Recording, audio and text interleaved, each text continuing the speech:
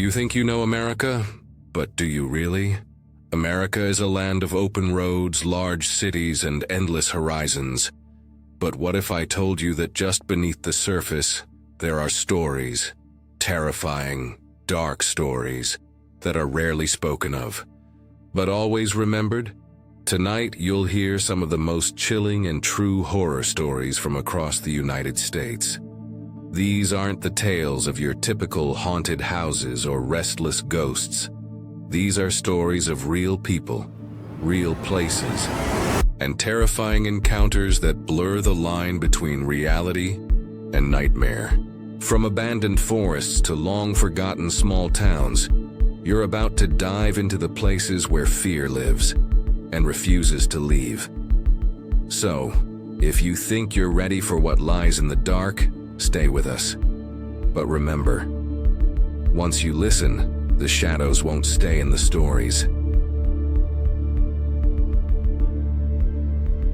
A doorbell at 2 a.m. is never good news.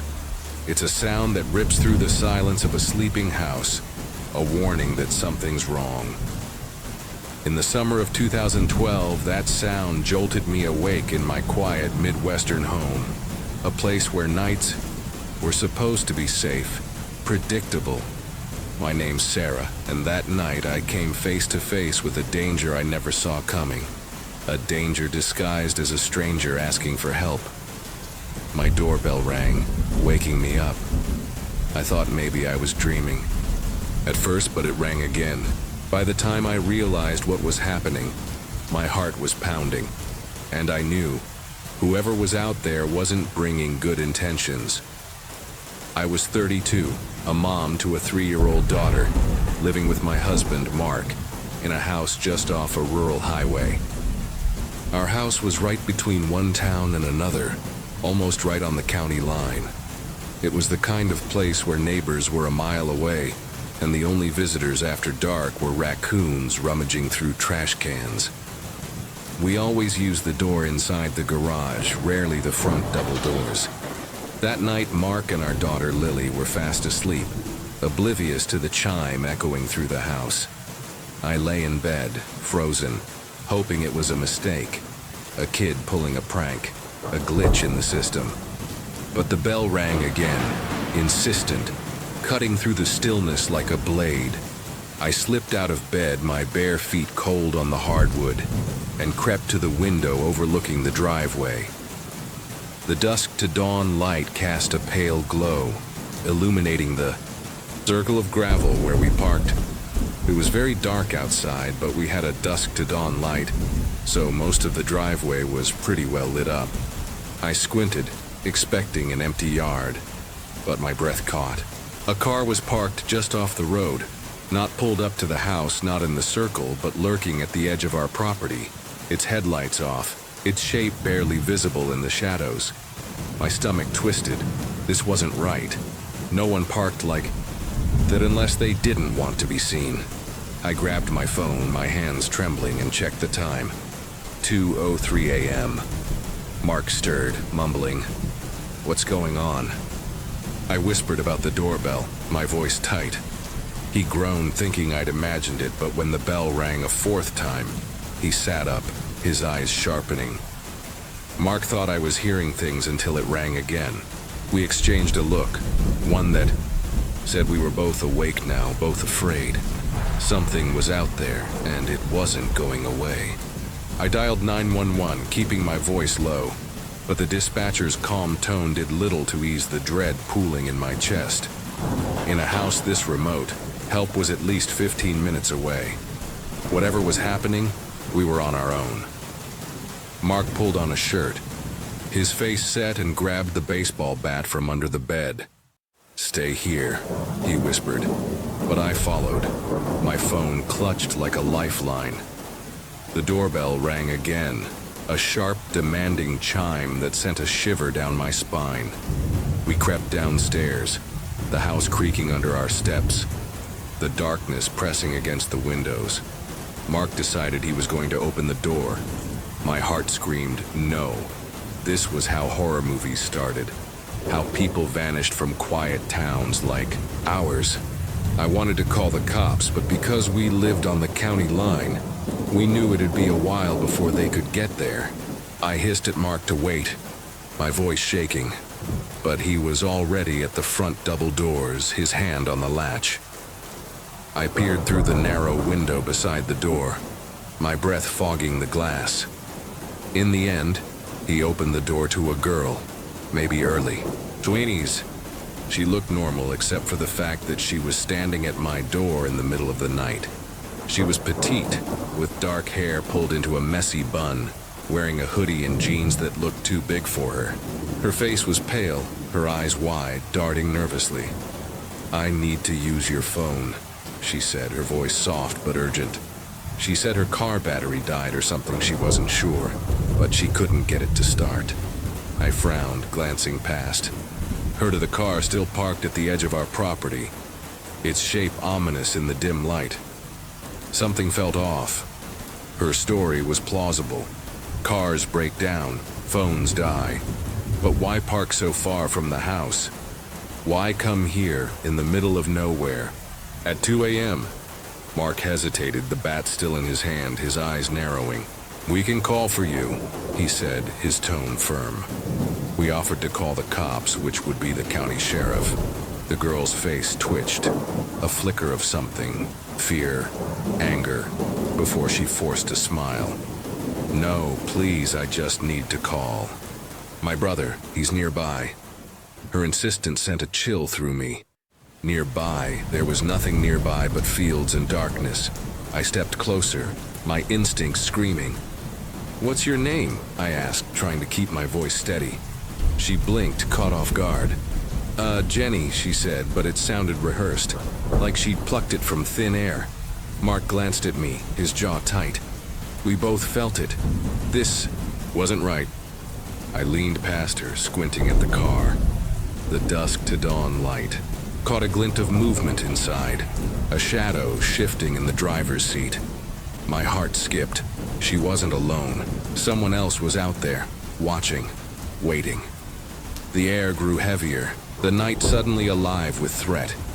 This wasn't a stranded girl. This was a trap, and we were standing at its edge. The girl, Jenny, if that was even her name, stood on our porch, her hands fidgeting, her eyes darting between me and Mark. The bat in Mark's hand seemed to unnerve her, but she didn't. "Back down. Please," she said, her voice cracking. "I just need to make one call." I shook my head, my instincts screaming louder now. I told Mark no way, this is how horror movies start. Every fiber of my body told me to slam the door, to lock it, to keep her out. But Mark, always the fixer, hesitated, his eyes searching her. Face for something, truth maybe, or a reason to trust her. I didn't see either. I glanced at the car again, my heart pounding. I looked past her, and her car was pulled into my driveway just off the road, not up to the house, not around the circle.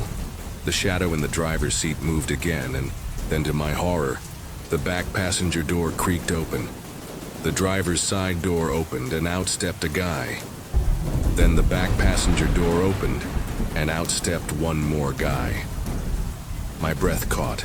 Two men, both tall, both cloaked in the shadows, stepped out and moved toward the trunk.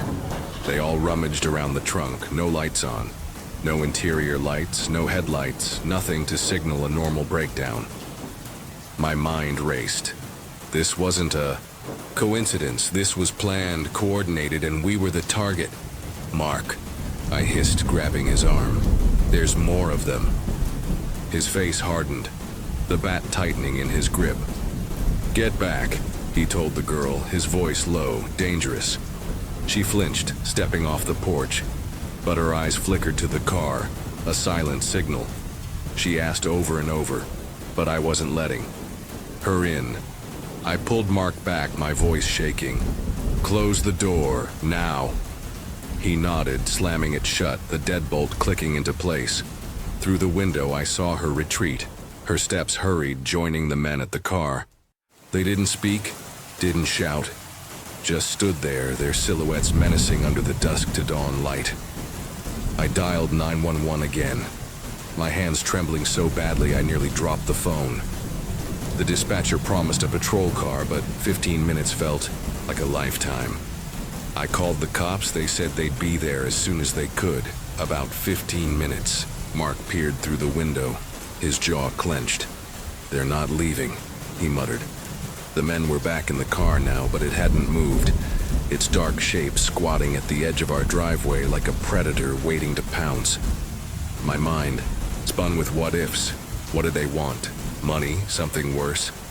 Lily was upstairs, sleeping, defenseless. The thought of her in danger lit a fire in me.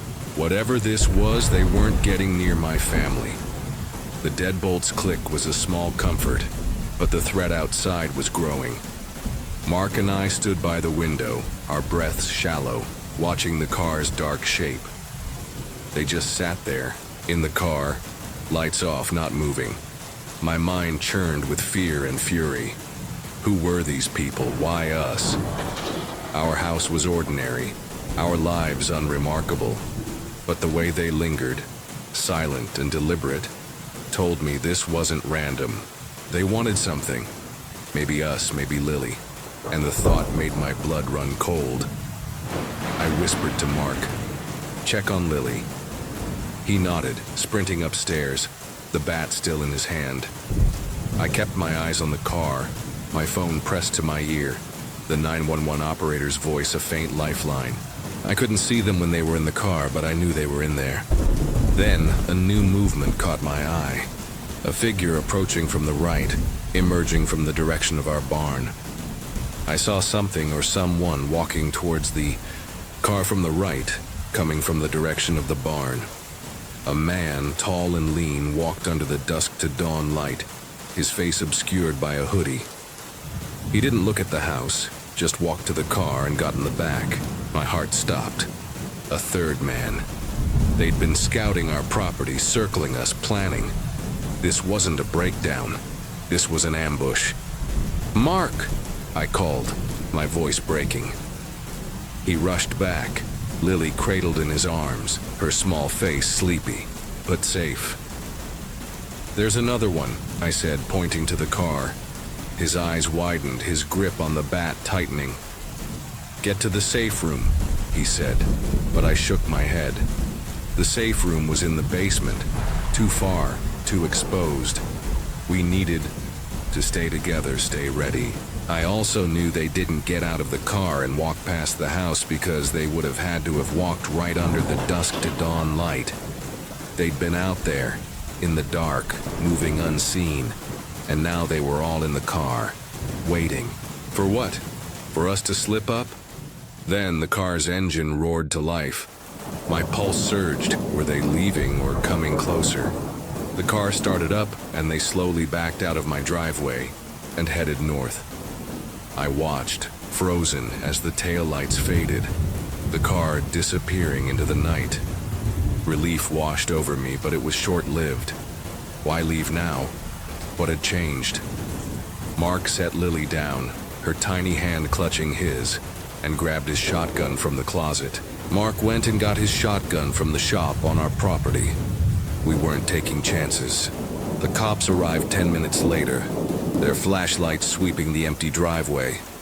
The cops arrived about 10 minutes later and searched around but couldn't find anything. They took our statement, asked for a license plate, but the car had been too far to see. They left, promising to patrol, but their words felt hollow.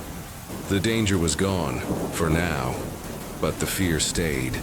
The house felt different after that night, like a fortress breached, its safety an illusion. Mark and I sat up until dawn, the shotgun across his lap, Lily sleeping between us. They never did come back, and I don't know who those people were, and I don't know what they wanted, but the not knowing was its own kind of terror. A shadow that lingered in every creak of the floorboards, every flicker of the dusk-to-dawn light. We'd escaped something, maybe a robbery, maybe something far worse. But the cost was our peace, our trust in the quiet nights we'd once loved. The next day we installed cameras, reinforced the locks, and started keeping the shotgun closer. I couldn't look at the driveway without seeing that car, its dark shape burned into my mind. I know that whatever it was not good. Lily sensed our fear, clinging to us more, her questions about the bad people breaking my heart. We told her it was just a mistake, a broken car, but the lie felt thin. I scoured local news expecting reports of break-ins or worse, but found nothing. Had they moved on to another house, another family? Or were they still out there, watching, waiting for another chance? That night taught me how fragile safety is, how quickly a normal moment can turn deadly. I'd always thought our remote home was a haven, far from the city's dangers. But isolation was its own trap, leaving us alone against threats we couldn't predict. I started researching self-defense, learning about scams like fake deliveries, where criminals pose as strangers in need to lure victims. The girl's story, her nervous eyes, the men in the car, it fit the pattern too well. We'd been targeted and only our instincts had saved us.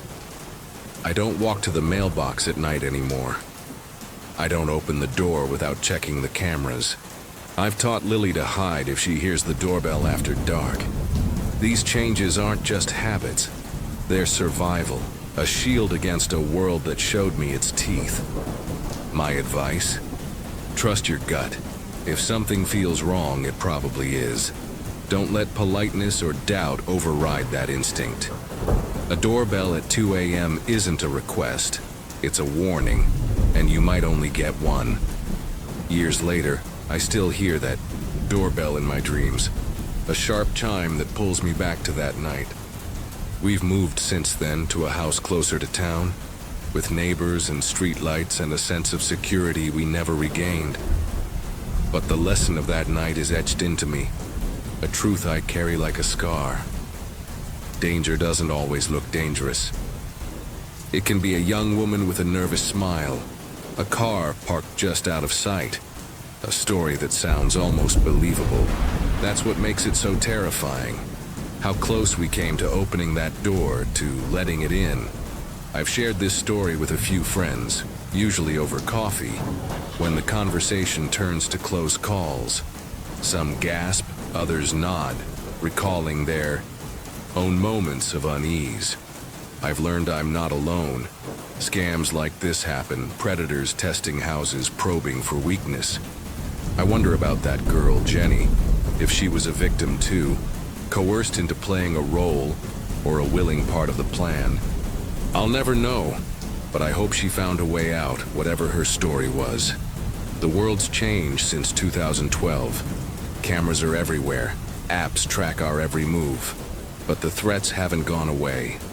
They've just gotten smarter, hiding behind delivery uniforms, fake emergencies, anything to lower your guard. So here's my challenge to you. Be vigilant. Check your cameras, question strangers. Listen to that voice in your head that says something's wrong. It's not paranoia. It's survival. That night, my family walked away because we trusted our instincts over a stranger's words. You can too. Because when the doorbell rings at 2 a.m., it's not just a sound, it's a choice, and the right one might save your life. Something knocked on my door at midnight, but what I saw outside wasn't human. It was worse. I lived in Tennessee in a crumbling old house from the 1940s, its walls steeped in secrets and its windows staring blankly at the fields beyond. I was taking trash out to the back porch one crisp fall evening when I glimpsed them. Tall, pale shapes in the woods, their forms wrong, their presence a violation of everything I knew. From there, I could see a tree line that stretched into the dark, its bare branches clawing at the sky. That night, the knocking began, relentless, circling my house like a predator testing its cage. I was 12 years old then, alone, and what I faced in those hours scarred me deeper than any nightmare. The worst part? It left no trace, but I feel it still, lurking, waiting for me to open the door again. My name's Noah, and in 2013 I was a scrawny kid living in a rural pocket of Tennessee. where the nights were ink black and the stars burned cold. I moved to this old house built in about the 1940s. No one has lived in this house for over 30 years. The place was a relic, its paint flaking like dead skin, its floors groaning under every step, its air thick with the musty scent of forgotten leaves. I lived on a farmland, but my neighbors could easily walk up my driveway in a matter of like 2 or 3 minutes, so we weren't completely cut off. But when the sun sank, the world felt vast and empty, the house a lone sentinel against the dark. My mom worked night shifts at a roadside diner, leaving me to fend for myself most evenings. A latchkey kid with a flashlight and a stubborn streak. The first fall that I'd seen at this house was a spectacle of fire and gold, the fields blazing under a harvest moon, the air sharp with the tang of frost and fallen leaves. But fall also brought a chill that seeped into the house's bones, a weight that pressed against the windows, as if the building itself sensed something stirring in. The night. That evening I was trudging through chores, the routine tethered to normalcy when Mom was gone. I was taking trash out to the back porch, the cold biting my fingers as I hauled a bag to the bin. From there I could see a tree line that's normally very green and hard to see through, but seeing how it's fall, the leaves are almost all fallen. The woods were bare now, their branches skeletal, etched against a twilight sky bruised with purples and reds. The tree line stood maybe 30-40 yards away, a wall of shadow that seemed to pulse with a life of its own, its edges blurring in the fading light. I tossed the bag into the bin, the plastic rustling, and paused, a prickle of unease crawling up my spine. The air was too still, the usual chorus of crickets and frogs silent as if the forest held its breath. I squinted into the dark, my eyes straining, and that's when I saw them. As I walk out to take the trash out, I look at the tree line about 30 to 40 yards away. I see 4 or 5 of at least 7 feet tall, like pure white humanoid, and no-faced creatures. They stood in a loose cluster, their forms stark against the trees, impossibly tall, their bodies smooth and pale, their heads blank, featureless, like unfinished statues carved from bone. It honestly looks like they're sort of talking with hand gestures or something, but I couldn't hear anything, obviously. Their hands moved in slow, deliberate arcs as if signing a language I couldn't read, but the silence was absolute. I really heard nothing at the time, no birds, bugs, or even the trees moving with the visibly moving branches. Not a rustle, not a whisper, just a void that swallowed sound and light. My heart lurched, my breath catching in my throat. I gripped the bin's edge, my knuckles white, staring at those things. They didn't move, didn't acknowledge me, but I felt their attention, a weight that pressed against my skin, cold and unyielding. I screamed hey into the dusk, my voice shrill, desperate to shatter the silence. The creatures became sort of motionless, like a statue. They froze, their hands suspended mid-gesture, their blank heads tilted slightly, as if registering my presence for the first time. I proceeded to ask, "Who are you?" My voice trembling, barely audible, and for a moment the world held its breath. Then they dispersed. Now I could see far into the woods, and they all went their separate way, not even hearing a leaf or a twig crack when they fled. But they ran off so quickly that it almost seemed like a blur as well. They moved like mist, scattering into the trees, their forms dissolving into the dark, leaving no trace, no sound, just an emptiness that clawed at my chest. I stumbled back into the house, my hands fumbling with the door, slamming it shut and locking it with shaking fingers. I sort of completely forgot about the experience until later that night, which I know is really weird. As I said, though, I was young. My mind scrambled for logic. Maybe they were kids in costumes, hunters in weird gear, or just my imagination spooked by the dark. But the silence, the speed, the wrongness of those shapes, it wasn't human. I turned on every light, the house blazing like a lighthouse, and sank onto the couch, clutching a baseball bat, my heart still racing. Mom wouldn't be home until dawn, and the neighbors were too far to hear me shout. I was alone, and the house felt too big. Its walls too thin, its shadows too alive. The living room was a fortress of light, the TV flickering with some late-night rerun, but I couldn't focus. The dogs, Rusty and Bella, sprawled on the rug.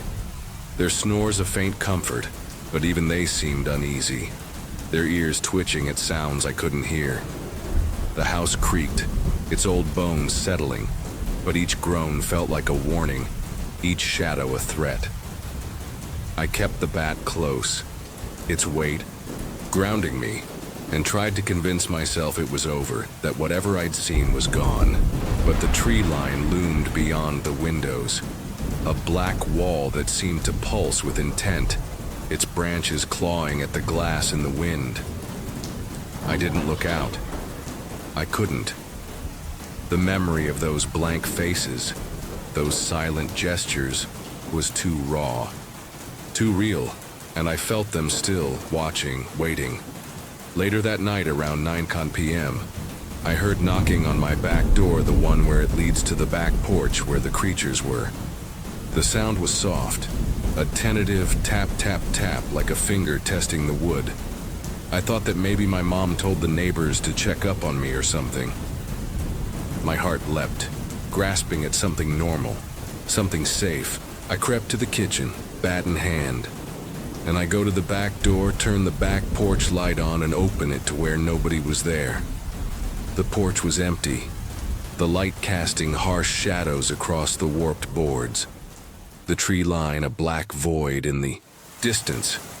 The air was cold, sharp with the scent of damp leaves, but there was something else. A faint, sour smell like rotting wood or spoiled meat, lingering just beyond the light's reach. I called out, "Hello?" My voice swallowed by the night, but no one answered. Casually, I sort of chopped it up to maybe one of my dogs hitting the door or something around like that. Though Rusty and Bella were still in the living room, their eyes fixed on the door, their hackles raised. I locked the door, my unease blooming into fear, and retreated to the couch, the bat across my lap. After this, knocking kept coming from the door, and it was weird because every time that I rounded a door to where I could see the back door, the knocking just stopped. It came again, louder, a deliberate thud that echoed through the house, rattling the windows. I tiptoed to the kitchen, peering through the window, but the porch was empty, the light revealing only dust and scattered leaves. The knocking stopped as I approached, only to start again the moment I turned away, as if it knew my every move.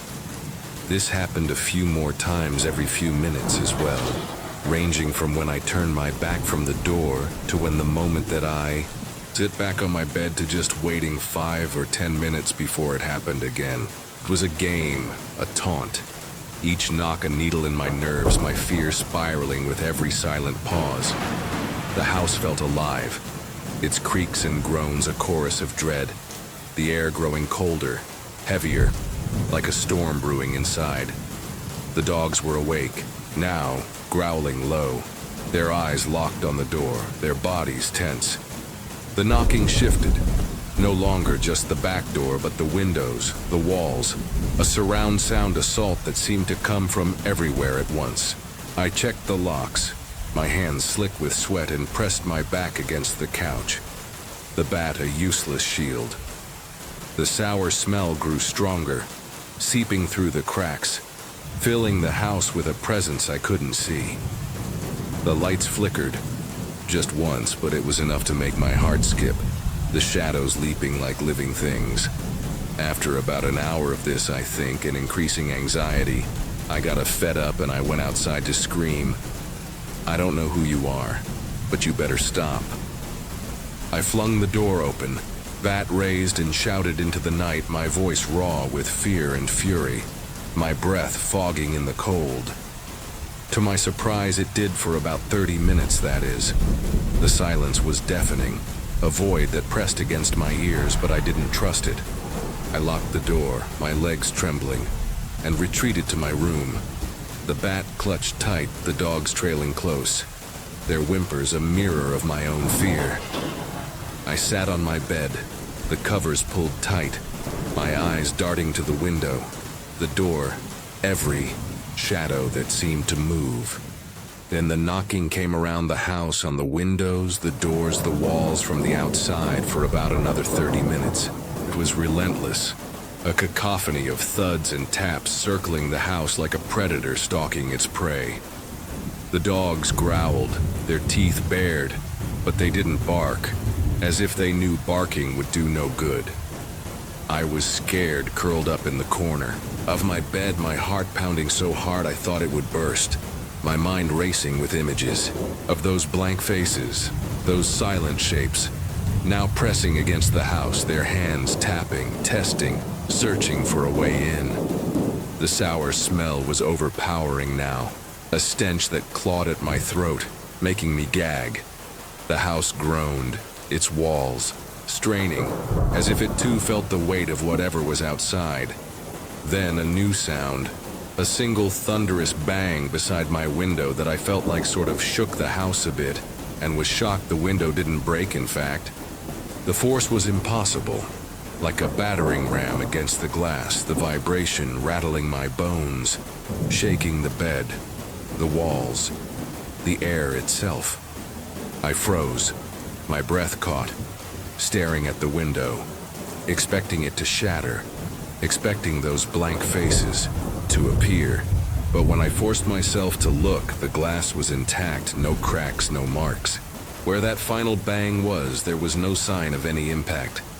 The silence that followed was worse, a void that swallowed everything, leaving only my heartbeat and the dog's whimpers. That was the end of it. There was really nothing for the rest. The 5 years that I lived there. The knocking stopped, the smell faded, the house settling into an uneasy quiet, as if a storm had passed. I stayed awake until dawn, bat in hand, listening for any sound, but nothing came. When Mom got home, I spilled everything, my voice shaking, my eyes red from tears I hadn't realized I'd shed. She hugged me, her arms warm, and said it was just a nightmare, just the wind playing tricks. I wanted to believe her, but the dogs, growls, the untouched window, the shapes in the woods, they were real, physical, undeniable. I couldn't look at the tree line without seeing them. Those tall, pale forms, their blank heads tilted, their hands signing secrets I'd never understand. Days later, I forced myself to check the porch, my heart in my throat. The boards were scuffed, as if something heavy had stood there. The marks deep and uneven, like claw prints too large for any animal. Under the doormat, I found a single twig, twisted into a crude spiral, its surface slick with an oily sheen. It smelled sour, like rotting flesh. I burned it in the backyard, the smoke curling into the sky, but the stench clung to my hands, my clothes, my dreams. The shocking part, though, was that the outside was old as stated, and could honestly be broken with one good swing to the exterior. But where that final bang was, there was no sign of any damage. Honestly, I think that's what scared me the most too. That this creature could full force shock my house and leave like no damage whatsoever. The house was fragile, its walls thin, its windows brittle. Yet whatever struck it left no trace, no proof. Just a lingering dread that burrowed into my bones. Lived in Tennessee, by the way, if this maybe helps figure out what this thing is. We moved away a few years later, the house left to its ghosts. But that night is a scar, a wound that never healed. I think that's what scared me the most too, that this creature could full force shock my house and leave like no damage whatsoever. I've read about skinwalkers, wendigos, creatures that haunt the wild, but nothing matches. Not fully. The silence, the speed, the knocking, it was too deliberate, too personal, like they knew me. Wanted me to know they were there. I have some friend stories with these creatures if anyone wants to know about them, but for now this will have to do. I don't venture into the woods anymore, don't trust the dark. I keep my doors locked, my curtains drawn, but sometimes in the dead of night, I hear a faint tap at my window, like a finger testing the glass. And I wonder, were they just passing through, or are they still out there, circling, waiting for me to answer? If they knock again, will I have the strength to stay silent, or will I open the door and face what's waiting in the dark? I just wanted a quiet spot to fish, but I found something that shouldn't exist. In the summer of 2010, I drove deep into the forests of western Pennsylvania, chasing a hidden stream I'd spotted on a map. My name's Jake, and that day I stumbled into a place that felt wrong. Wrong in a way that clings to your bones. I'm looking for a road to connect me with this small and sort of out-of-the-way stream that I found on the map. By the time I realized I wasn't alone, my truck was trapped on a road that seemed to want me there, and my only way out was to trust the fear screaming in my gut. I was 35, a mechanic by trade, but fishing was my escape. I like to look for new out-of-the-way fishing holes. I'd spend weekends scouring maps, chasing streams where no one else bothered to go. That day, I was in rural PA where houses were sparse, their paint peeling, their yards overgrown. I turned down a dirt road that leads toward a tree line in the direction that I believe this stream could be. The road started out fine, gravel crunching under my tires, but as I crossed into the forest, the world changed. The canopy of trees is so thick that it suddenly looks like dusk. My truck's headlights flickered on, casting weak beams into a darkness that seemed to swallow them whole. The air grew heavy, the scent of pine and decay pressing against my windows. This wasn't just a road. It was a tunnel into something I didn't understand. The road deteriorated fast, gravel giving way to mud and ruts that jolted my truck. The road very quickly deteriorates, starts to close in, and then starts to pretty much vanish. I slowed to a crawl, my hands tight on the wheel, my eyes scanning the narrowing path. Large rocks start appearing at random spots in the road, first sort of sporadically and then more frequently. They weren't natural, not scattered by weather or time. They were placed, deliberate, like markers guiding me deeper or warning me to turn back. My gut churned, urging me to stop, but I was stubborn, convinced the stream was close. Then I saw them. Objects scattered along the roadside, out of place in this forgotten forest. I start to see items off to the side of the road. At first it's just garbage, bottles, boxes, wrappers, etc. But as I crept forward, the debris turned stranger. Then I start seeing toys, kids' toys, and lots of them, like an uncomfortable amount. A doll with a missing eye stared up from the mud, its plastic face smeared with grime. A toy truck, rusted and broken, lay half buried in leaves. My throat tightened. Who left these here? Why? The forest seemed to watch, its silence heavier, the air thick with something I couldn't name. I pressed on, but each new find, each toy, each scrap, felt like a breadcrumb leading me to a place I shouldn't go. The road was barely a path now, choked with roots and rocks that scraped my truck's undercarriage. I start seeing clothes. Some look old and weathered like they'd been there for years, and some look fairly new. T-shirts, jeans, a child's jacket, all strewn across the ground, tangled in vines, as if abandoned in a hurry. My pulse quickened. This wasn't just litter.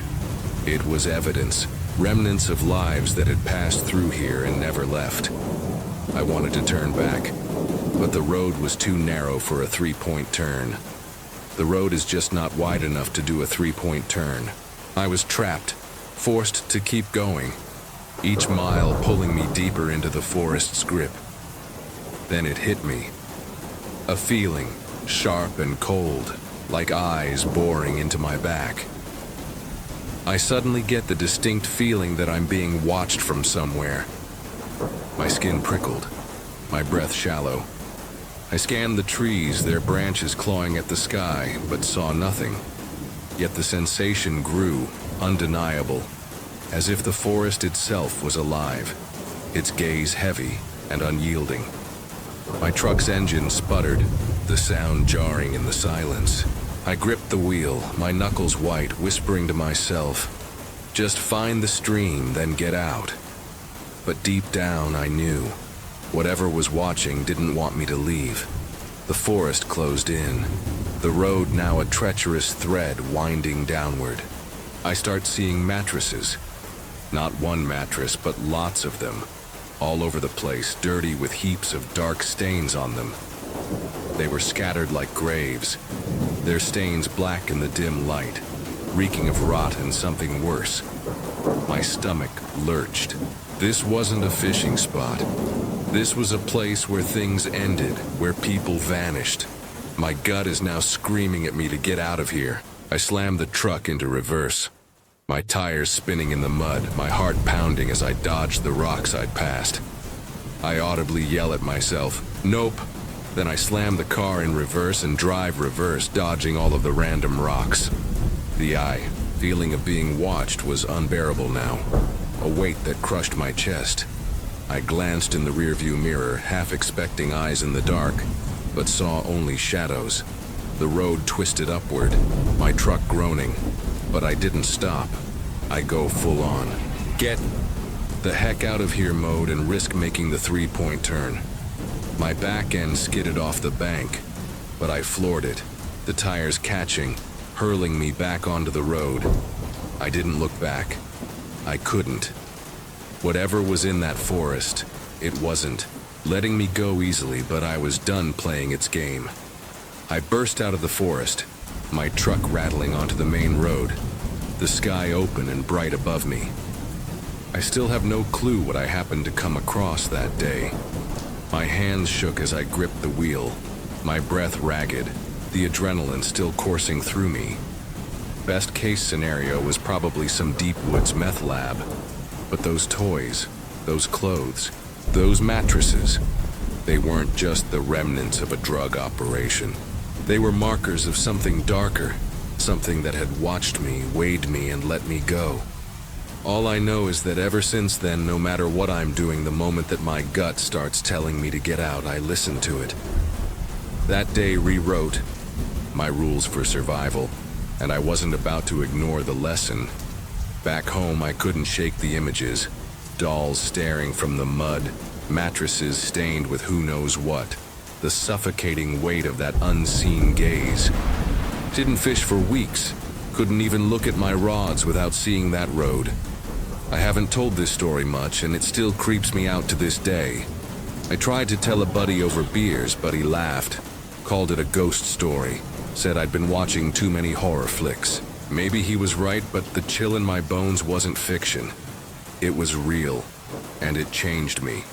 I started sticking to public lakes, places with picnic tables and families, where the world felt safe, predictable. The wild, untamed spots I'd loved, they were off limits now, tainted by what I'd found. I couldn't stop thinking about that road, though. It haunted me, a puzzle with missing pieces. Why the toys? Why the mattresses? Who or what had left them there? I'd always been a rational guy, fixing engines, solving problems with my hands. But this wasn't rational. This was something else, something that didn't fit in my world. I kept replaying every moment. The rocks, the silence, the feeling of eyes on me.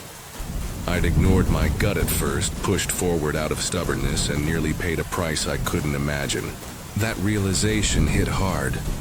My instincts weren't just feelings, they were warnings, hardwired to keep me alive. I started noticing things I'd never paid attention to before. The way a quiet parking lot could feel wrong at dusk. The prickle on my neck when a stranger lingered too long. I wasn't paranoid, just awake, tuned to the signals I'd dismissed that day. I began carrying a knife on my trips, checking my truck's gas and tires obsessively, planning routes with multiple exits. Fishing was still my escape, but it came with rules now. Stay in the open, trust your gut, and never ever ignore that feeling. Because whatever I'd met in that forest, it wasn't just a place. It was a lesson, and I'd learned it the hard way. The questions wouldn't let me go. What was that place?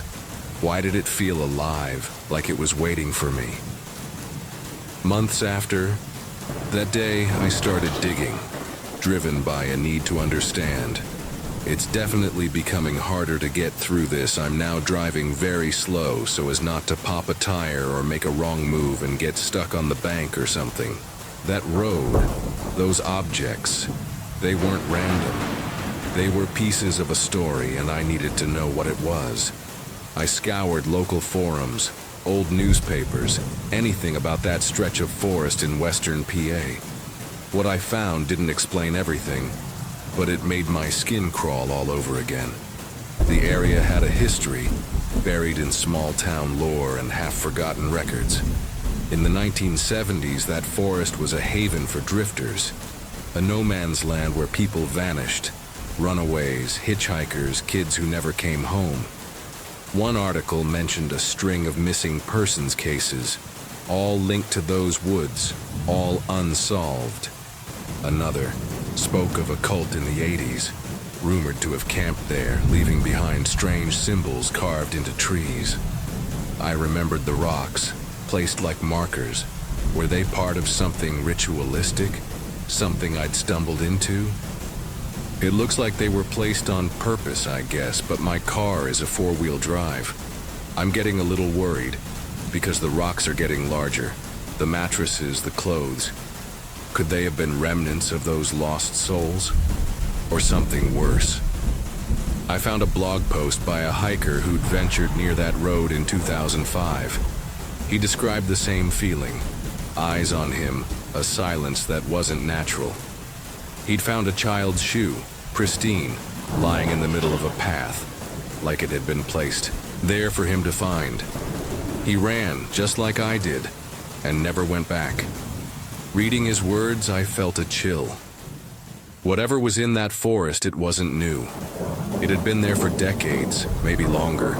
Watching, waiting. Was it human? A group hiding in the shadows?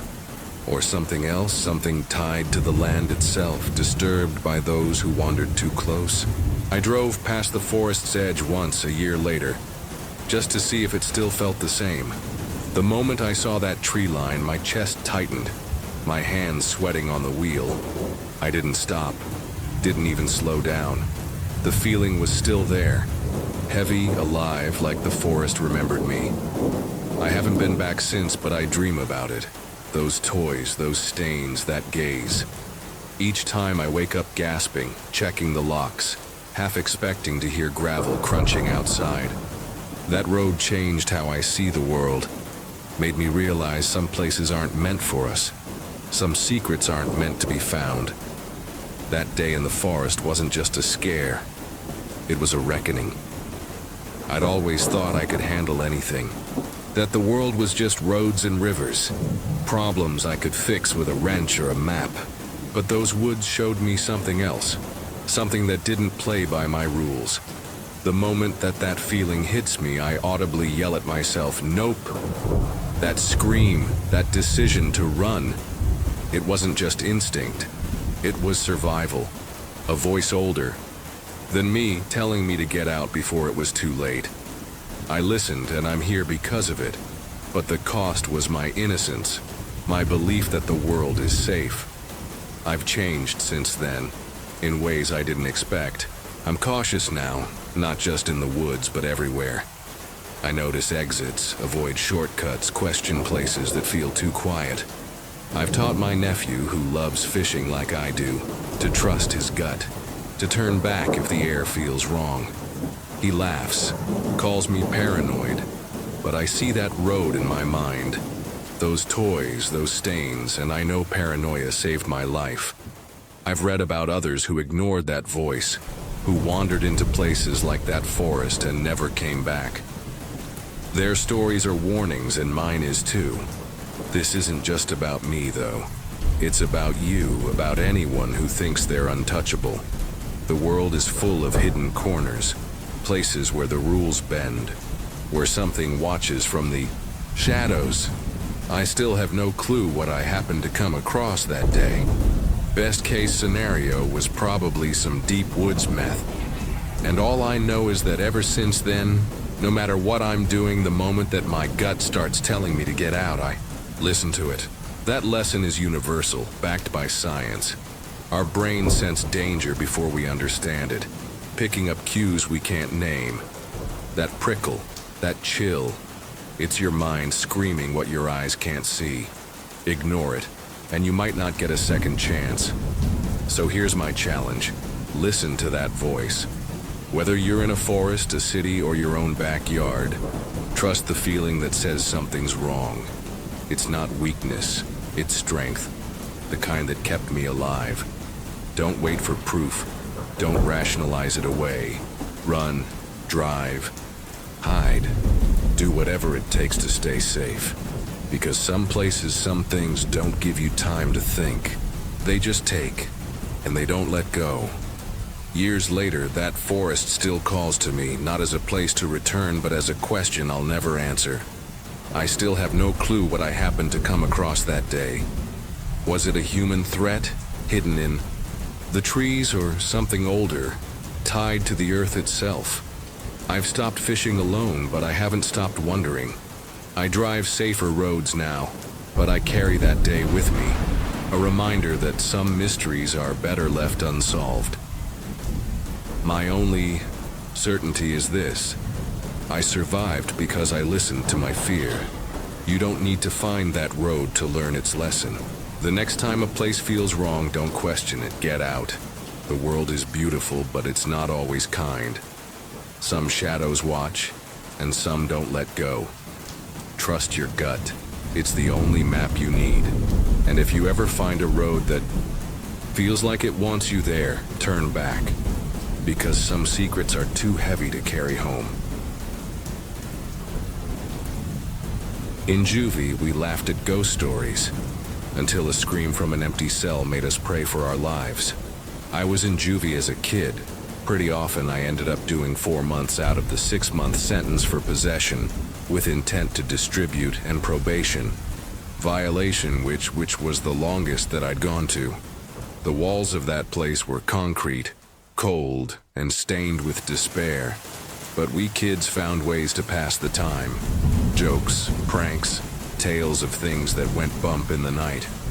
Some were pretty hard to buy because it's juvenile and there isn't much to do besides tell stories, especially when talking through vents and toilets.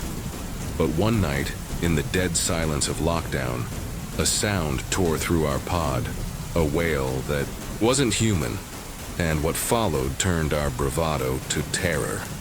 I saw that they ended up making it a rec room for the blue shirts, the kids with more privileges because of good behavior the last time that I was around there. That pod is sealed now. But what we saw still haunts me, a shadow that never left. My name's Caleb, and back in my teens, I was a regular in the juvenile detention center, a squat gray building surrounded by chain link fences and barbed wire, somewhere in the Midwest where the sky always seemed to sag.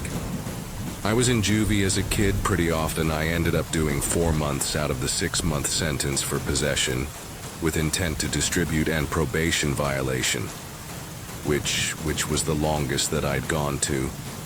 It wasn't my first rodeo, but it was the longest stretch. 4 months of concrete walls, metal bunks, and the constant hum of fluorescent lights.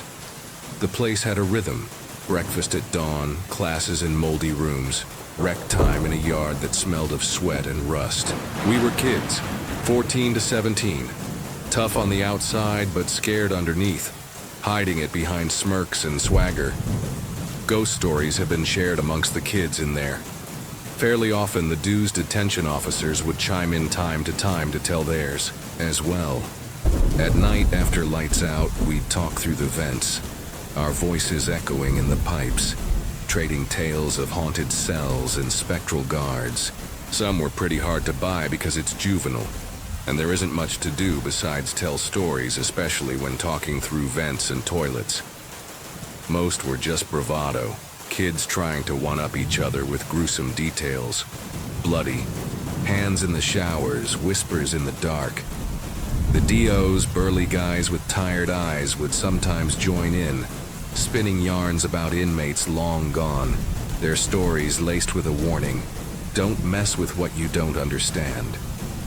I'd laugh, roll my eyes, but deep down those tales stuck, like grit under my nails. Our pod was a block of 8 cells, 4 on each level, connected by a steel staircase that creaked under the DO's boots. This time of night, someone is usually talking to you through vent, so we'd stay up a little bit after lockdown, unless you were tired. The vents were our lifeline, a network of whispers that carried insults, jokes, and secrets. My cell was on the 2nd level, a 6x8 box with a bunk, a sink, and a toilet that smelled of bleach and regret. My cellmate Trey was a wiry kid with a quick laugh, always ready with a quip. Across the pod, Malik, a quiet guy with scars on his knuckles, was the storyteller, his voice low and steady, spinning tales that made the dark feel closer. That night, we were restless, the air heavy with the stale scent of sweat and industrial cleaner. It was time for lockdown bedtime, so we all turned in our stuff and headed in our CS. The DOs did their rounds, their flashlights slicing through the gloom, their keys jangling like a warning. Sometimes we just mess around and even holler out, the cell door saying insults to one another, or egging on the does to come into the pod just to annoy them. Trey was at it, banging on our door, yelling dumb taunts about the DO's mustaches, and I joined in, chuckling, the noise a shield against the silence. Malik's voice came through the vent, low and teasing. Y'all gonna regret that when they lock us in for good. We laughed, the sound bouncing off the concrete, but the laughter died fast, replaced by a stillness that felt wrong, like the air itself was holding its breath. The pod was dark, the only light a faint glow from the hallway, casting bars of shadow across the floor. I lay on my bunk, Trey sprawled above, his snores already starting. The vents were quiet, the usual chatter absent, and I felt a prickle of unease, a sense that something was off. I stared at the ceiling, the concrete cracked and stained, my mind replaying Malik's last story, a tale of a kid who'd vanished from his cell, leaving only scratches on the wall. I shook it off, closing my eyes, but the silence grew heavier, pressing against my chest, making every breath a fight. This night we honestly thought that someone was just messing around again because we hear what sounds like wailing, like someone pretending to be in pain echoing through a cell door. It started soft, a low moan that could have been a prank, someone hamming it up to spook us. A lot of the kids were yelling for them to shut up and banging on the cell doors to get them to stop. A lot of threats were thrown out towards whoever was making the noise. I banged on our door shouting, "Cut it out, man!" My voice sharp, echoed by Trey's, "You ain't scaring nobody." The wailing grew louder, sharper, sounded like someone was actually in pain, guttural moaning and groaning sounds you would hear from someone dying, perhaps. It wasn't a prank anymore. It was raw, desperate, a sound that clawed at your guts, like someone was being torn apart. I started to get chills down my back because it sounded unreal. I sat up, my heart pounding, the bunk creaking under me. Trey was awake now, his eyes wide in the dark, his usual grin gone. "That ain't right," he whispered, and I nodded, my mouth dry. The pod was alive with shouts, kids banging on doors, their voices a mix of anger and fear, but the wailing drowned them out, a relentless tide that filled every corner. Finally, though, the does came in and turned on the lights and started calling out for whoever it was, seeing as someone sounded like they needed medical assistance. The fluorescents buzzed, their harsh light revealing pale faces pressed against cell windows, eyes darting, searching for the source. The DOs, two of them, big guys named Carter and Ruiz, stormed in, their radios crackling, their faces tight with something I hadn't seen before. Fear. They opened all of the doors and told us all to step out so they could figure out who needs help. We shuffled into the pod center, a ragged line of kids in orange jumpsuits, our bravado crumbling. The wailing didn't stop, its pitch rising, a sound that wasn't just pain but something deeper, something wrong. The sound kept going. Even after we all stepped out and lined up downstairs, the sound seemed to be coming from the second level from a cell that no one was inside of. Carter and Ruiz climbed the stairs, their boots heavy, their flashlights sweeping. The empty cell, number 6, a room nobody used, its bunk stripped, its walls bare. Two doors went up and opened the door and the wing kept going. The sound poured out, louder, clearer. A scream that wasn't human, wasn't animal, a violation of everything that made sense. The does radioed in saying that there's nobody in the cell and that they were openly talking about how creeped out they were. Carter's voice crackled. Ain't nobody here, but it's coming from inside. Ruiz, usually stone-faced, looked pale, his hand on his radio trembling. Du rushed down the stairs and told another we all needed to leave the pot. Move now! Carter barked and we scrambled, grabbing blankets, our feet shuffling on the cold floor. We grabbed our blankets and moved to the pot across the way. All the while this wailing was continuing, it was genuinely like something out of a horror movie. The sound followed us, echoing through the vents, a relentless howl that seemed to seep into the walls, the air, our bones. We piled into the new pod, a mirror of the old one, but it felt wrong, the air stale, the lights flickering. While we were waiting in the other pod for new cells to be assigned, the lights in the pod that we were in had started to flicker. The fluorescents buzzed, their glow stuttering, casting shadows that danced like ghosts. The look of horror on the kids' faces and the faces of the does sent goosebumps over my entire body as we were all witnessing this. Trey grabbed my arm, his nails digging in, and Malik, usually so calm, was shaking, his eyes fixed on the ceiling.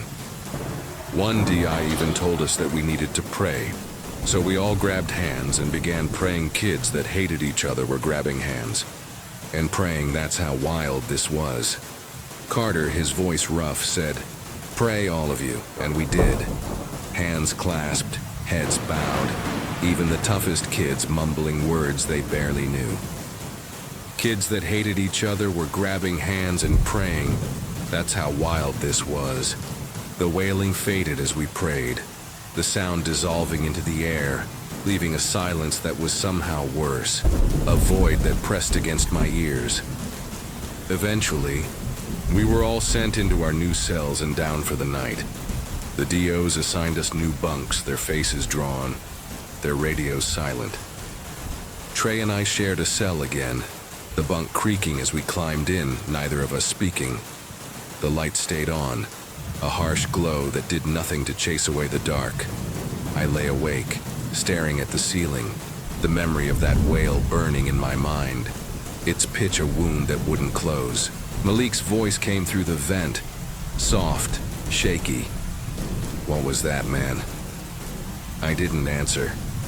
I couldn't. The pod felt different, like it was holding its breath, waiting for something to step out of the shadows. The next morning we were telling all the kids in the new pod about what happened, and they were really shook. We gathered in the rec room, our voices low, our eyes darting to the corners as if the thing might still be there. One do had told us him, and the other dudes had seen a black-figured cloak floating around in the pot around midnight, stopping at different cells. Ruiz, his voice barely a whisper, said he'd seen it. A black shape cloaked hovering in the old pod, pausing at each cell door, its edges blurred. its presence a weight that crushed the air. We never got moved back into that pod the rest of the time that we were there. The DOs sealed it off, turning it into a rec room for the blue shirts, kids with good behavior, but even they avoided it, their games quiet, their eyes wary. Saw that they ended up making it a rec room for the blue shirts, the kids with more privileges, because of good behavior the last time that I was around there. I got out a month later, my sentence cut short, but the memory of that night clung to me, a shadow I couldn't shake. I never went back to juvie, never wanted to, but I heard stories, whispers of other kids hearing wails, seeing shapes, feeling eyes in the dark. I tried to move on, to bury it, but the sound of that scream, the sight of that cloaked figure followed me, a ghost that lived in the corners of my mind.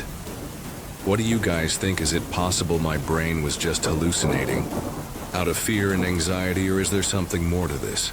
I want to believe it was just fear, just a trick of the mind. But the flickering lights, the clasped hands, the empty cell, they were real, undeniable.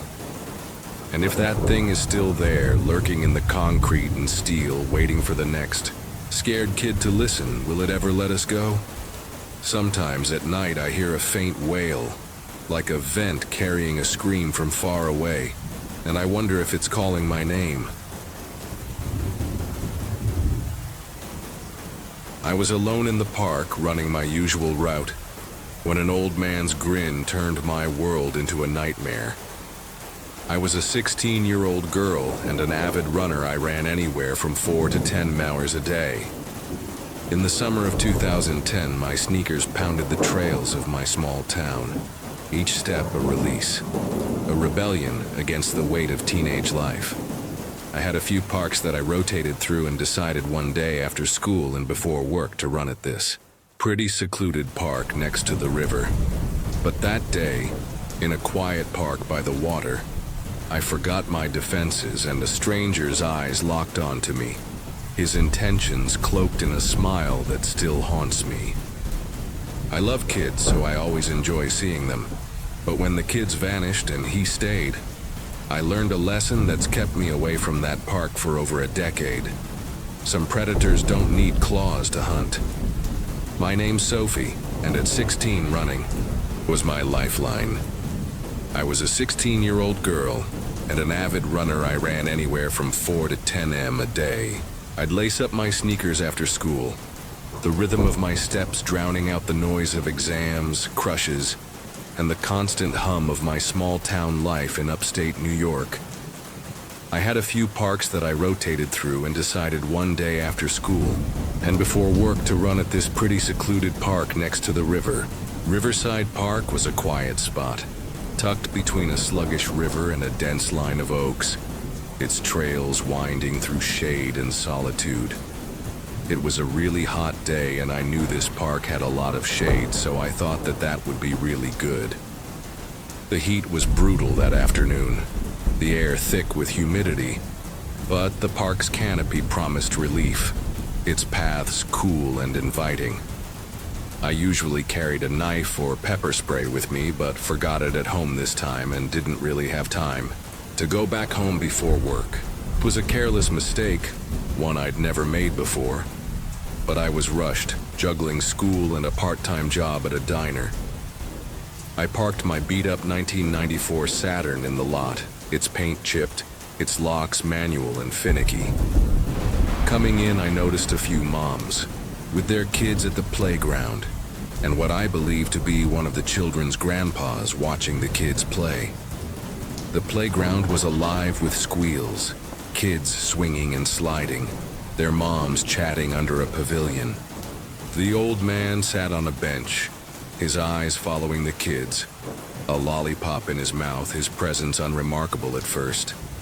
I love kids, so I always enjoy seeing them, and I smiled, waving at a toddler who giggled from a slide. The scene felt safe, normal, a snapshot of summer. I stretched by my car, the river's murmur a soft backdrop, the oaks casting dappled shadows across the trail. The park wasn't crowded, but it wasn't empty either. And I felt at ease, my body itching to move. I started my run, my sneakers crunching gravel, my ponytail bouncing with each stride. It was a really hot day, and I knew this park had a lot of shade, so I thought that would be really good. The trail looped through the park, 2 laps per mile, and I settled into a rhythm, my breath steady, my mind clearing. The heat was bearable under the trees, the air cool and green, scented with earth and river water. I passed the playground. Again, the kids' laughter a cheerful echo, the moms' voices a low hum. The old man was still there, his lollipop a bright red dot, his gaze distant, unthreatening. I didn't think twice about him. Not yet. The trail curved along the river, its waters sluggish and brown, reflecting the oak's twisted branches. I ran deeper into the park, the sounds of the playground fading, replaced by the rustle of leaves, and the occasional chirp of a bird. The shade was a blessing, but the air felt heavier now, the humidity pressing against my skin, making each breath a little harder.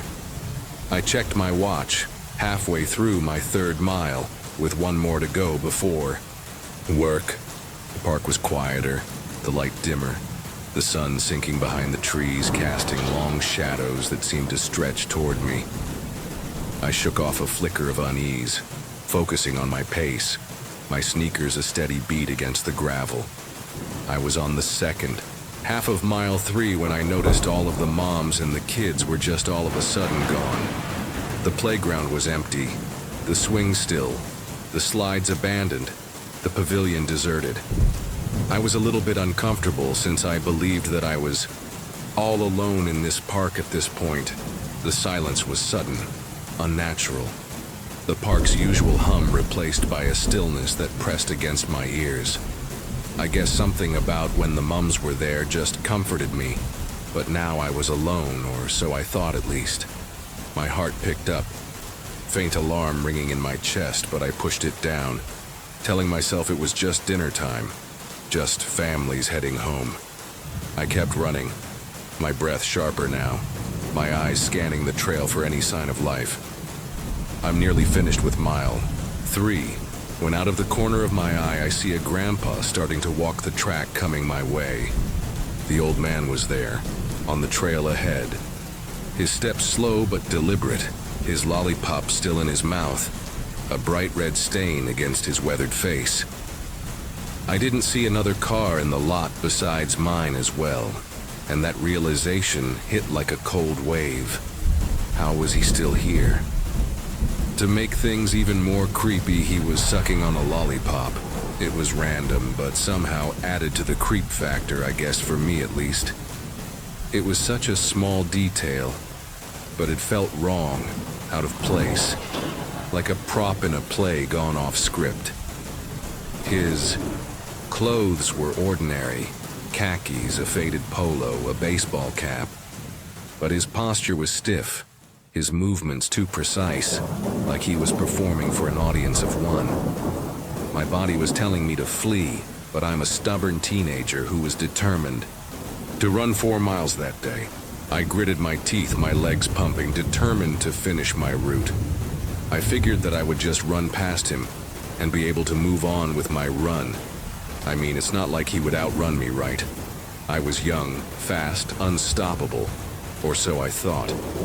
I kept my eyes forward, pretending not to see him, my heart pounding louder than my steps. Anyway, I'm about 3 steps from him and doing all I can to pretend that I don't see him, acting like I'm super focused and can't be bothered. But as I drew closer, his head turned, his eyes locking onto mine, unblinking. A predator's gaze cloaked in a grandfatherly facade. Just as I thought that I had made it past him successfully, he somehow grabs the wire of my headphones, no ear, pod since this was back in 2010, and pulls them out of my ears.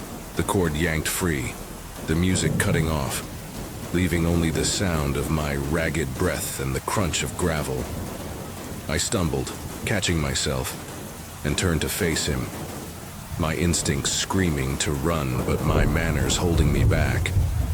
I turn around. At him absolutely lived, but as a woman I know that I have to play nice to try and lessen my chance of being murdered or something. So I look at him, smile, and say, "Are you okay?" I forced a smile, my voice shaking. "Are you okay?" Hoping politeness would diffuse whatever this was. He takes a long pause, still suck in on that lollipop, then pulls it out and shows me this really creepy grin that sent shivers down my spine. The lollipop glistened, impossibly intact, its red surface untouched by time. His grin was wide, too wide, his teeth yellowed, his eyes glinting with something I couldn't name. Hunger, maybe, or amusement. He looks me up and down and says, "Like to play alone, huh?" while grabbing a piece of my blonde hair that was in a ponytail. His voice was low, gravelly, each word a needle in my skin, and his fingers closed around a strand of my hair, tugging gently, possessively. I smacked his hand off my hair and sprinted as fast as I think that I ever have back to my car. I ran, my legs burning, my heart a frantic drum, the trail blurring beneath me.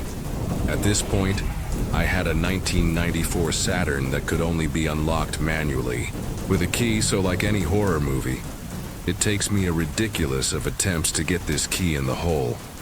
All the while I can hear him walking towards me, slow and steady. My hands shook, the key scraping against the lock, missing the slot once, twice, 3 times, each miss a lifetime as his footsteps crunched closer. Unhurried, inevitable. Finally, after what seemed like hours but was most likely only a few seconds, I unlocked my car and jumped in. I locked the door, and soon after the old man was almost to my car. I slammed the door, locked it, my fingers fumbling with the ignition. I start the engine and start to back out of my parking spots. I see the man try to get behind my car, but luckily I was quick enough so he wasn't able to. The engine roared, and I peeled out, the tires screeching. The old man's figure shrinking in my rearview mirror, his lollipop still in his mouth, his grin unchanged. I booked it out of the parking lot, and I didn't look back. My hands gripped the wheel, my breath ragged, the park fading into the dusk as I sped toward home. I don't know what his plans were. I don't know why he was watching those children play, and I don't know how the heck he kept a lollipop in his mouth so long without it melting away like that. The questions burned, each one a splinter in my mind, but I was alive, safe, my heart still pounding with the adrenaline of escape. I'm just really glad that I didn't stick around to find out what his plans were. I pulled into my driveway, the familiar sight of my house a lifeline, and sat in the car, trembling, replaying every moment. His grin, his words, his touch. I didn't tell my parents. Didn't want the lectures about running alone, but the fear stayed. A shadow that clung to me like damp clothes. Fast forward to now, though, and I'm 28 years old and have still never returned to that park, even though it's the closest park to my house. Riverside Park is still there. Its trails unchanged, but I can't go back. Can't face the memory of that grin, those eyes. Hopefully that man is long gone, but I, for one, am not going to go and look and see.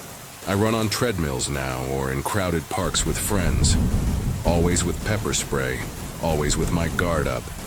The lesson was brutal, carved into me that day.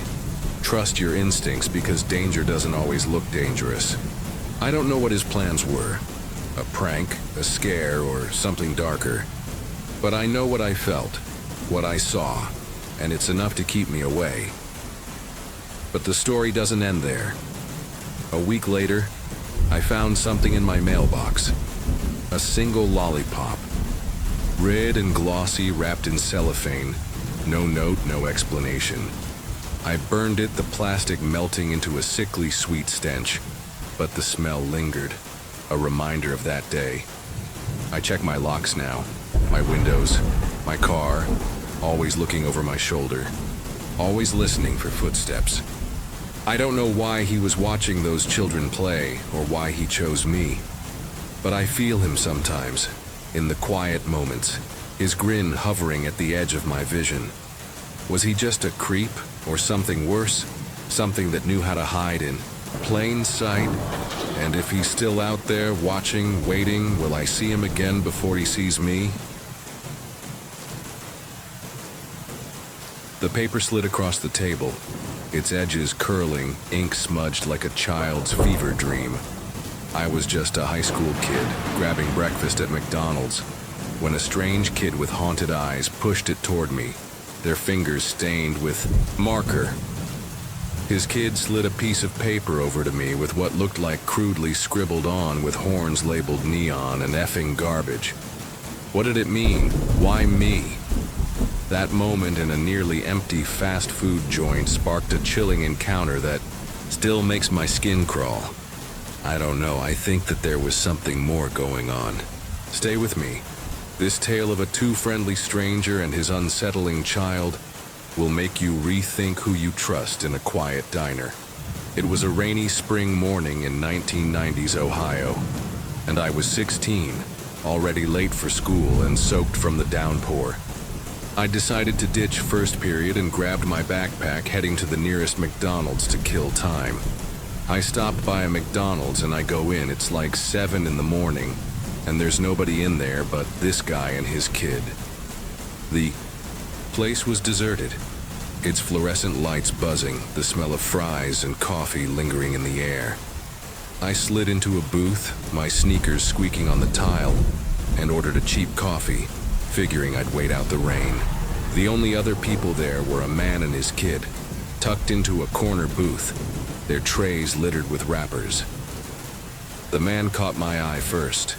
Tall, maybe 6'5", dressed sharp in a pressed shirt and tie, like he was headed to an office job. He had a warm smile, the kind that made you feel like you'd known him forever. His kid, though, was another story. His kid was short and had this big hoodie on, messy hair, the works. They looked about 10, maybe 12, with tangled hair spilling from a hood, their face pale and drawn. They were picking at a breakfast burrito, tearing it into tiny pieces, their eyes flicking toward me in a way that sent a prickle down my neck. I shrugged it off. Kids are weird, right?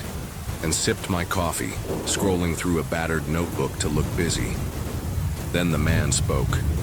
The man offers to buy me breakfast as it's pouring rain and you look like you could talk to someone. "Hey kid," he called, his voice smooth as a radio host. "It's pouring out there. You look like you could use some company. Let me get you some food." I hesitated, my stomach growling despite the unease. Free food wasn't something you turned down when your allowance was $5 a week. "Sure, thanks," I mumbled, and he waved over the cashier, ordering me a breakfast, sandwich and hash browns. His name, he said, was Mark and his kid was Alex. "We're just passing through," he added, his smile never fading. I nodded, trying to focus on the food, but Alex's stare was unrelenting, their hands fidgeting with a marker, leaving smudges on the table. Mark settled into the booth across from me, his tray pushed aside, and launched into a conversation that felt more like a sermon. He sat down and started talking about God and his church and all this other stuff. "You ever think about salvation, Ryan?" he asked, his eyes bright with a fervor that made me squirm. He spoke of his church, a place that brought people to the light, his words polished but relentless. I nodded politely, nibbling my sandwich, but my focus was on Alex. His kid was picking their breakfast burrito apart and staring at me. They had marker all over their fingers like they dipped their hands into ink or something. Their fingers tore at the burrito, shredding it into a pile of tortilla and egg, their eyes never leaving me. The marker stains, blue and black, smeared their hands like they'd been drawing something frantic. I tried to steer the talk to neutral ground. School, the weather, but Mark kept circling back to faith, his voice growing louder, more insistent. "God sees everything, Ryan," he said, leaning forward. "He knows your path. His intensity was unsettling, but it was Alex who really got under my skin. Their stare was unblinking, almost predatory, and their hands never stopped moving, fidgeting with the marker, scratching at the table. I noticed their hoodie was oversized, swallowing their frame, and their hair was matted, like they hadn't washed it in days. They looked like the only thing keeping them awake was I don't. No terror. That's what I wrote in my journal later, trying to capture the raw, unsettling energy in their eyes. The restaurant was still empty, the cashier wiping counters at the far end, oblivious to the tension at our booth. I shifted in my seat, the plastic creaking, wishing more customers would show up. Mark's voice droned on, but Alex's silence was louder, their gaze a weight I couldn't shake. I forced a smile, muttering thanks for the food, but my stomach was knotting. Something was off. Not just Alex's behavior, but the whole scene. Why were they here so early? Why pick me, a random kid, to talk to? The rain pounded outside, blurring the windows, trapping me in this fluorescent cage with a man who felt too perfect and a kid who felt too wrong. The air grew heavier as Mark's sermon stretched on, his words a strange mix of comfort and pressure. He talked about finding your purpose, his hands gesturing like a preacher, but his eyes never left me, searching for something I couldn't name. Alex, meanwhile, was a live wire, their fingers twitching, their stare boring into me like they could see through my skin. I glanced at the clock, 7:30 a.m., and calculated how long until the school bus was gone for good. I needed an exit, but the rain was relentless, and Mark's voice was a tether, pulling me back into his orbit. I took a bite of the hash brown, the grease turning my stomach, and tried to focus on anything but Alex's eyes. I started noticing small things. The way Mark's smile never reached his eyes, the way Alex's hands shook slightly, the way the restaurant felt too quiet, like the world outside had paused. The cashier was now in the back, the counter abandoned, leaving me alone with them. My backpack sat by my feet, a lifeline I couldn't reach without drawing attention. I forced myself to nod at Mark's words, but my mind was racing. What did they want? Was this just a kind gesture or something else? Alex's burrito was now a shredded mess, their fingers leaving blue smudges on the table, and I couldn't shake the feeling that their stare was a warning, not curiosity. Mark's tone shifted, his voice dropping to a conspiratorial whisper. "You know, Ryan, sometimes God sends people to guide you," he said, his hand resting on the table, inches from mine. "People like me." My skin crawled, the warmth in his voice now feeling like a trap. I mumbled something about needing to get to school, but he waved it off. "Plenty of time," he said, his smile tightening. Alex's eyes flicked to their father, then back to me, and for a moment I thought I saw fear in their gaze, not just menace. What was going on here? Were they a team? Or was Alex as trapped as I felt? The tension was suffocating, the restaurant's hum a distant drone against the pounding rain. I gripped my coffee cup, its warmth fading, and scanned the room for any sign of life. A customer, a worker, anyone. But it was just us, the three of us in this fluorescent purgatory. Mark's voice weaving a net I couldn't escape. Alex's hands slowed, their fingers tracing patterns in the burrito scraps. And I caught a glimpse of their nails, bitten raw, streaked with ink. My heart thudded, my instincts screaming to get out, but I was stuck, pinned by Mark's words and Alex's stare. Then Mark stood, breaking the spell. The guy excused himself to the bathroom at one point. "Be right back," he said, his smile unwavering, and he walked toward the restrooms, his footsteps echoing in the empty space. The moment he was gone, Alex moved, quick and silent, like a predator sensing an opening. His kid slid a piece of paper over to me with what looked like crudely scribbled on with horns labeled neon and effing garbage. The paper was torn, its ink smudged, showing a jagged figure with horns. The words, neon and effing garbage, scrawled in uneven letters. My heart skipped, my fingers trembling as I touched the edge. Alex's eyes bored into me, their lips twitching, but they said nothing. Their silence louder than Mark's sermon. That definitely freaked me out, and I left after that. I shoved the paper into my pocket, grabbed my backpack, and bolted for the door. The cashier's bored glance, the last thing I saw as I stepped into the rain. My sneakers splashed through puddles, the cold water soaking my jeans, but I didn't care. I ran until I reached the school parking lot, my breath ragged, the paper burning a hole in my pocket. I didn't look back, didn't dare, but I felt their eyes, Alex's, maybe Mark's, following me through the storm. I have no clue how old this kid was, but I'd say maybe 12. It wasn't horrifying, but the combo of his hobo demon child glaring me as they ripped up napkins and scribbled creepy drawings and ate their burrito in a sort of demented manner, contrasted by the dad being overly polite and excessively talking about God and bringing people to the light and salvation and stuff. Like that made me super uncomfortable and scared the daylights out of me. That morning in McDonald's became a puzzle I couldn't solve, a memory that clung to me like damp clothes. Who were they? What did that paper mean? Was Mark's kindness a mask, and if so, for what? These days I use the drive-thru only now.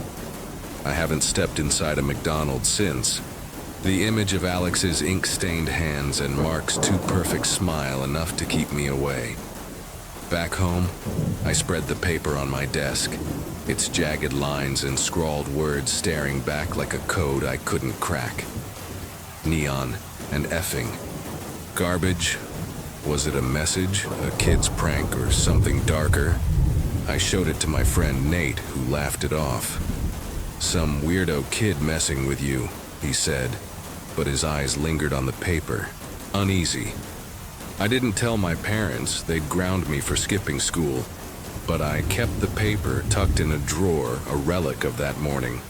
I started noticing things after, a car idling too long outside school, a stranger's glance that held too much weight. Was I paranoid? Or had Mark and Alex left a mark on me? Years later in my 20s, I tried to track down that McDonald's, hoping for answers. The building was gone, replaced by a gas station, and no one remembered a man and kid like them. I searched online, digging through forums for similar stories, but found nothing concrete. Just vague tales of unsettling encounters in empty diners. I don't know. I think that there was something more going on in any case. The paper's long gone, lost in a move, but its image is burned in my mind, along with Alex's haunted eyes and Mark's relentless smile. Were they just odd travelers, or something more sinister? The unease lingers, a shadow that follows me into every quiet restaurant. Thanks for listening, and if you have any advice on my situation, then that would be greatly appreciated. So I'm asking you, what would you do if a stranger's kindness felt like a trap? Would you dig for the truth, risking what you might find? Or walk away, hoping the feeling fades? Share your stories below. Have you ever met someone who made your instincts scream to run? Your experience might help me understand what happened that rainy morning. I used to laugh at ghost stories, thinking they were just tales to scare kids, until a 150-year-old house turned me into a believer. In the fall of 2010, I moved into a decaying mansion that seemed to watch me, its shadows pulsing with something alive, something furious.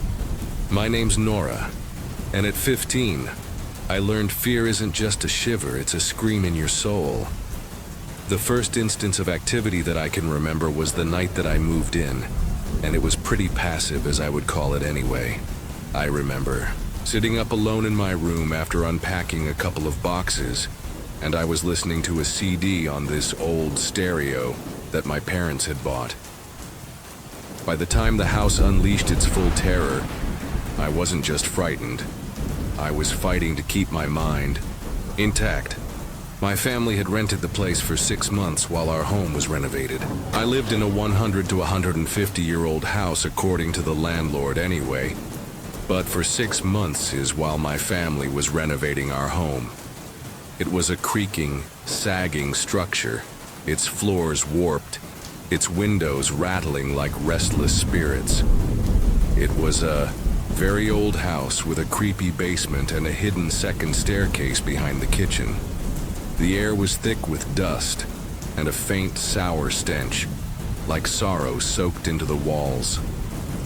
There were 4 bedrooms to vacant the one that I slept in, and the one my parents slept in. The one my parents slept in had a walk-in closet with a window in it, where you could look through and see the top of the stairs. I was a quiet teen, used to new places, but this house felt wrong. Alive, its silence heavy with intent. That first night, I felt it. I remember pausing my music because I could have swore that I heard footsteps, and I thought my dad was coming up the stairs to tell me. To turn it down, he did that a lot, but I still heard him talking to my mom downstairs. Steps were soft, deliberate, pacing outside my door. My heart raced, my eyes locked on the dark hallway. I remember feeling really unsettled. The feeling didn't leave me too, and I sat there for a solid 5 minutes putting my music back on to try and ease my mind, but it still felt distinctly like someone was standing there staring at me in the doorway. I bolted downstairs, my face flushed, telling my parents I was spooked. My mom said that it was probably just being in a new place and I'd settle down and get used to it eventually. But I didn't. The house wasn't just old. It was awake, and it had chosen me. The house didn't wait long to tighten its grip. After that first night, the disturbances multiplied, small but persistent, like a predator circling closer. At first, I dismissed it, things like the pool balls on the table being moved when I returned to the games room, even when I knew that I put them there in their little triangle formation for the game. But when I'd come back, they'd be scattered across the table like someone broke them and started the game without me. My books would shift, left open to pages I hadn't touched, their words seeming to whisper in the silence. Small things would go missing too and reappear somewhere else or move very slightly, but just sort of nuisance things like that, things one could disregard as just forgetting something. I told myself it was nothing, but the house's chill told me otherwise. The cold was unnatural, piercing through my clothes, settling in my bones. I'd start to get chills right before something would happen. In fact, the room would get freezing. Cold for no explainable reason. The house did have many drafts, but it wasn't enough to make the room from like lukewarm to freezing cold in a few seconds like that. One night I woke to my room icy, my breath clouding, and a book from my shelf on the floor, its pages flipping as if stirred by an unseen hand. The first time that I felt truly scared was when I woke up in the bed in the middle of the night, and I felt like something was staring at me. I always slept with my door shut, and it felt like a stranger was standing in my room over me, watching me sleep. My eyes scanned the dark, my heart thumping, but the room was empty. Yet the weight of that gaze lingered, pressing down, suffocating. I started avoiding my room, lingering in the living room where the TV's noise offered some comfort. But the house followed. The remote would inch across the table just enough to notice, making my pulse spike. Shadows flickered in corners, moving against the light's logic, vanishing when I looked directly.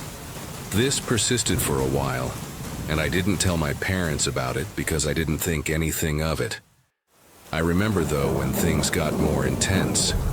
The house was toying with me, building to something bigger, its air thick with anticipation, like a storm ready to break. I wasn't just living in a haunted house. I was its prey, and it was closing in.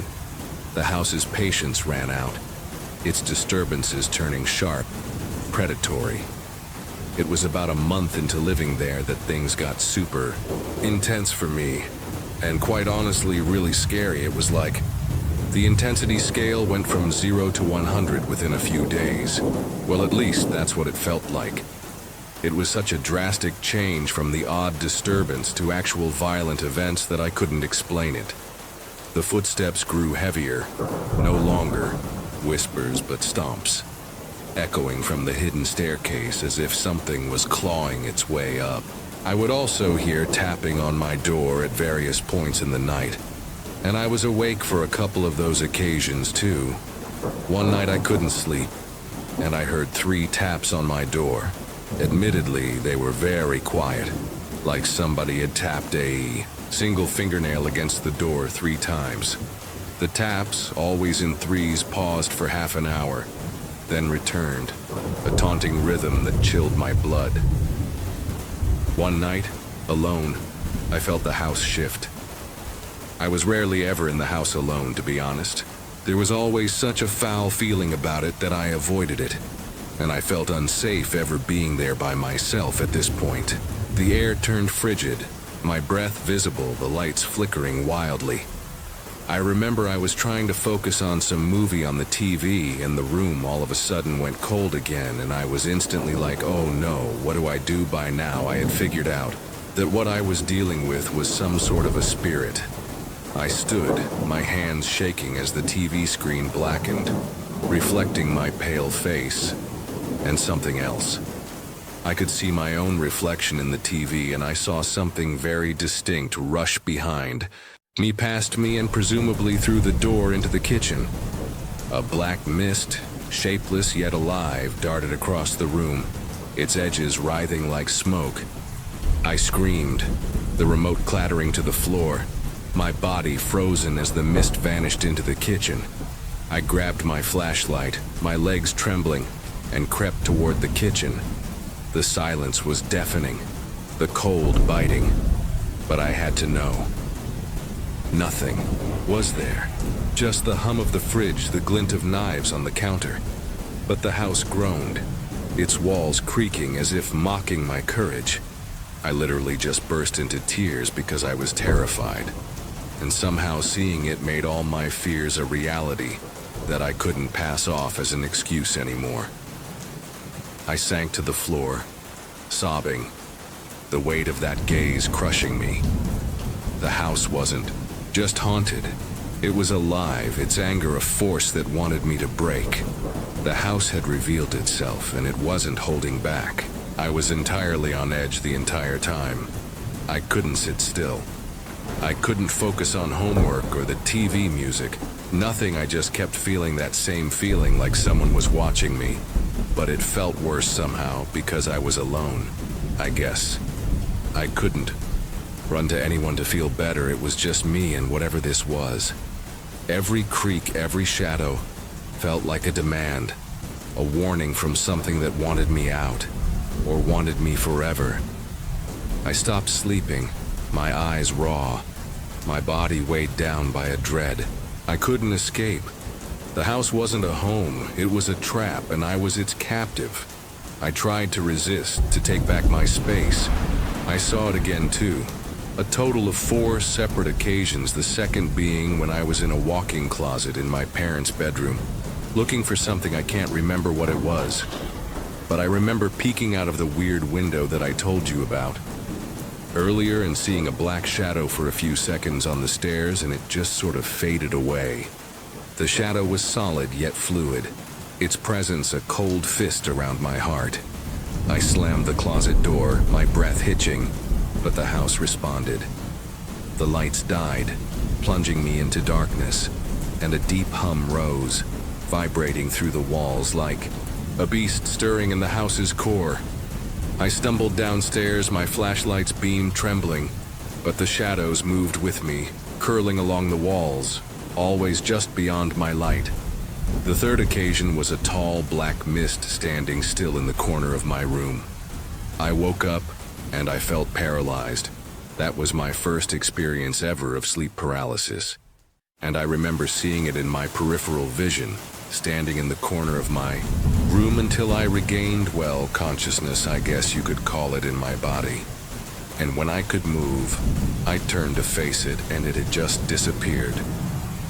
The paralysis, the mist, it was real, the house flexing its power. I screamed, my voice hoarse, but no one was home. The hum intensified, the air freezing, and I felt it. Eyes, not watching but commanding, demanding I break.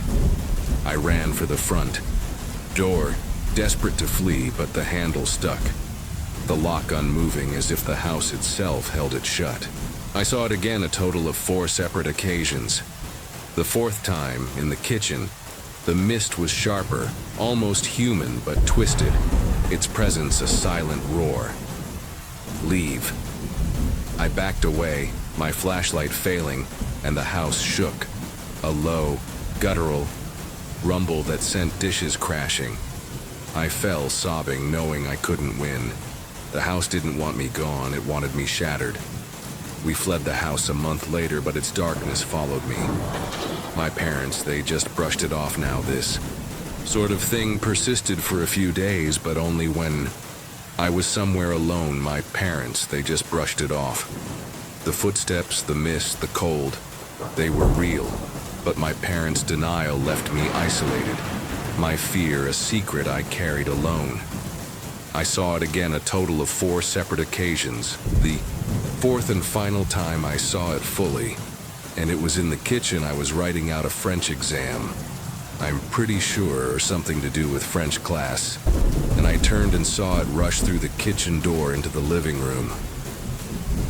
That last sighting, that black mist, was the house's farewell. A scar burned into my psyche. I was 15, but those months aged me, leaving a weight I couldn't shake. I dug into the house's past years later, seeking answers. Built in 1855, it had seen tragedy. A family lost to disease, a fire that killed, tenants who vanished without trace. One story spoke of a teen girl, my age, who disappeared in the 1920s. Her room mine. Was she the mist, trapped in fury? Or was it something ancient, feeding on the house's pain? Online, I found others who'd lived there. Their tales, mirroring mine. Footsteps, shadows, a presence that despised intruders. The house wasn't just haunted. It was a cage for something that refused to rest. The house reshaped me. I had never been scared of the dark except for when I was a young kid. But I remember pausing my music because I could have swore that I heard footsteps, and I thought my dad was coming up the stairs to tell me to turn it down. He did that a lot, but I still heard him talking to my mom downstairs. That fear, that sense of being watched, stayed, turning every shadow suspect. I avoided old houses, slept with lights on, checked corners obsessively. Therapy eased the edges, but the weight lingered, a reminder of a house that took a piece of me. I built a life, but I'd never be the girl who laughed at ghost stories. My advice? Listen to the signs, creaks, chills, that prickle on your neck. They're not imagination, they're warnings, and they might save you. If a place feels alive, feels angry, get out. The world holds shadows, and some want your soul.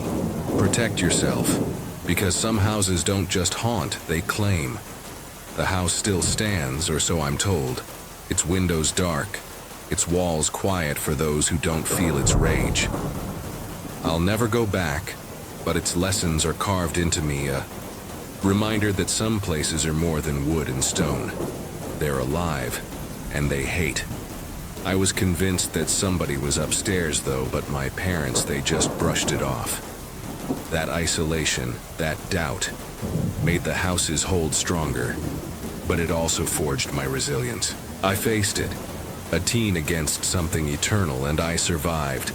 Not unscathed, but stronger, with a story that's both wound and armor. I've shared this tale rarely, with friends who've sensed their own brushes with the unseen. They nod, their eyes distant, knowing the world has places where reason falters. I've learned to live with the scars, to embrace the instincts that house sharpened, It taught me to trust the creak of a floor, the shift in the air, the chill that says you're not alone. The house was a cruel teacher, but its lessons keep me vigilant, ready for the shadows that linger just out of sight. Here's my challenge. Heed your instincts. If a place feels wrong, don't rationalize it. Run, hide, survive. The shadows are real, and some want more than your fear. They want you. Trust yourself, because some houses don't just haunt. They consume, and they don't release easily. You might escape, but you'll carry their weight forever. Years on, the house haunts my quiet moments. Its shadow's a question I can't answer. Was it a ghost, a memory, or something darker, woven into the house's soul? I escaped, but the mystery remains, a weight I've learned to bear. I search for answers in my dreams, but some truths stay hidden. You don't need to face that house to learn its truth. Trust your gut. If a place feels wrong, it is. Get out. Don't look back. The world holds secrets, and some are too heavy to hold. Listen to the warnings, because the shadows are watching and they wait. I was somewhere alone. My parents, they just brushed it off. The footsteps, the mist, the cold, they were real, but my parents' denial left me isolated. My fear, a secret I carried alone. I saw it again a total of 4 separate occasions. The 4th and final time I saw it fully, and it was in the kitchen. I was writing out a French exam. I'm pretty sure something to do with French class, and I turned and saw it rush through the kitchen door into the living room. That last sighting, that black mist, was the house's farewell. A scar burned into my psyche. I was 15. But those months aged me, leaving a weight I couldn't shake. I dug into the house's past years later, seeking answers. Built in 1855, it had seen tragedy. A family lost to disease, a fire that killed, tenants who vanished without trace. One story spoke of a teen girl, my age, who disappeared in the 1920s. Her room mine. Was she the mist, trapped in fury? Or was it something ancient, feeding on the house's pain? Online, I found others who'd lived there. Their tales, mirroring mine. Footsteps, shadows, a presence that despised intruders. The house wasn't just haunted. It was a cage for something that refused to rest. The house reshaped me. I had never been scared of the dark except for when I was a young kid. But I remember pausing my music because I could have swore that I heard footsteps, and I thought my dad was coming up the stairs to tell me to turn it down. He did that a lot, but I still heard him talking to my mom downstairs. That fear, that sense of being watched, stayed, turning every shadow suspect. I avoided old houses, slept with lights on, checked corners obsessively. Therapy eased the edges, but the weight lingered, a reminder of a house that took a piece of me. I built a life, but I'd never be the girl who laughed at ghost stories. My advice? Listen to the signs, creaks, chills, that prickle on your neck. They're not imagination, they're warnings, and they might save you. If a place feels alive, feels angry, get out.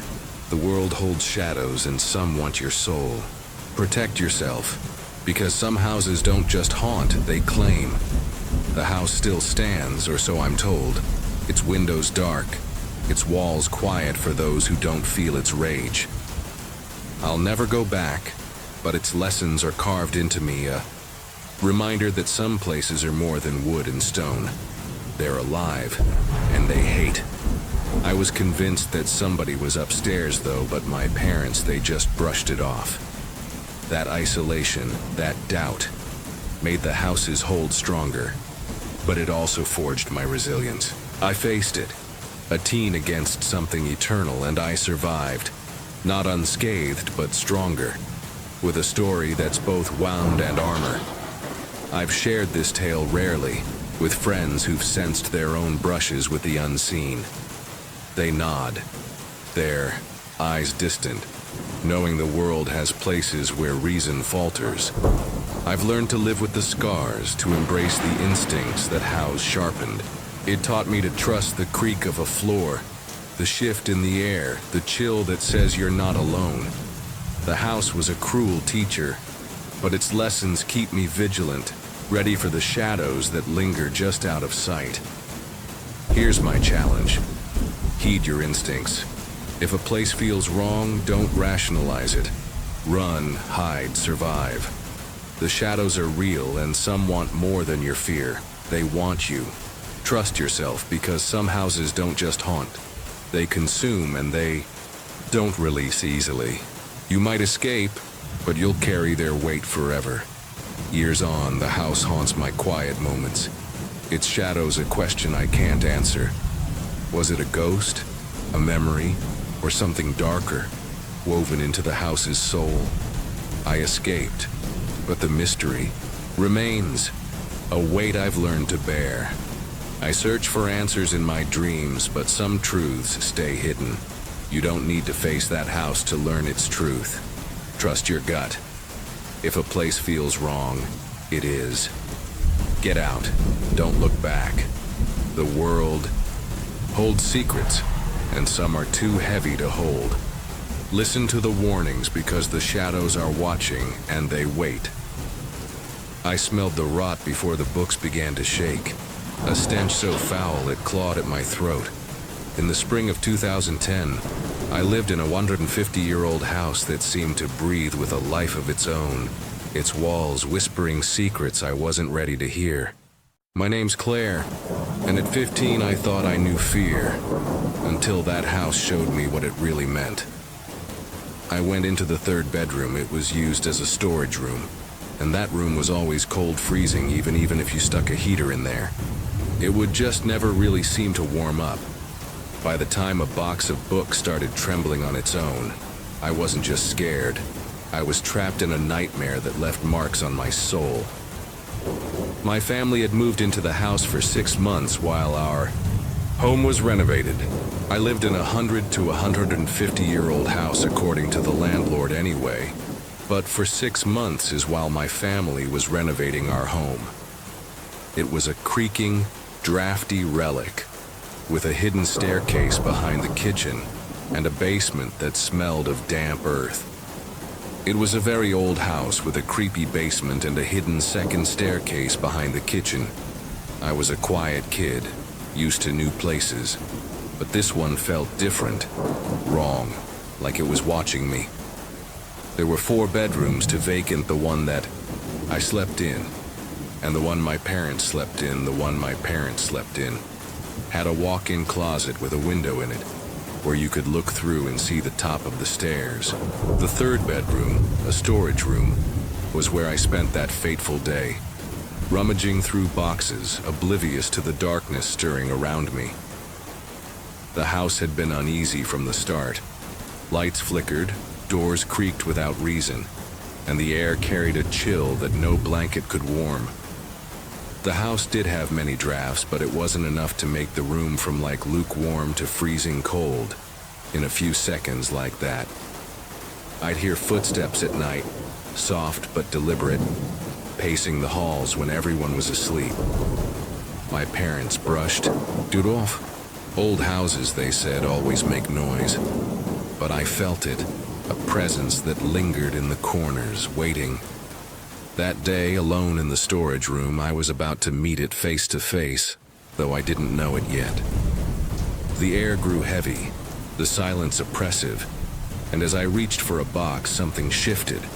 Not in the room, but in the house itself, like a heartbeat waking up. The storage room was a maze of boxes, their cardboard edges worn, their contents a jumble of books and forgotten trinkets.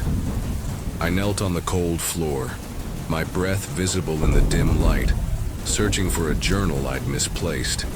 I remember sitting back because I could just smell something rotten, not like that sickly, moldy, sweet smell that is like rotten food or fruit. If you've ever smelled a dog food box that sort of exploded and left to go moldy, then you'll know what the type of smell that I'm talking about is. The stench hit me like a wave, thick and putrid, choking my senses. I gagged, covering my nose, my eyes watering. It wasn't just a smell. It was a presence, heavy, alive, filling the room like a fog. I stood, my heart pounding, scanning the room for the source. Nothing, just boxes, dust, and that relentless cold.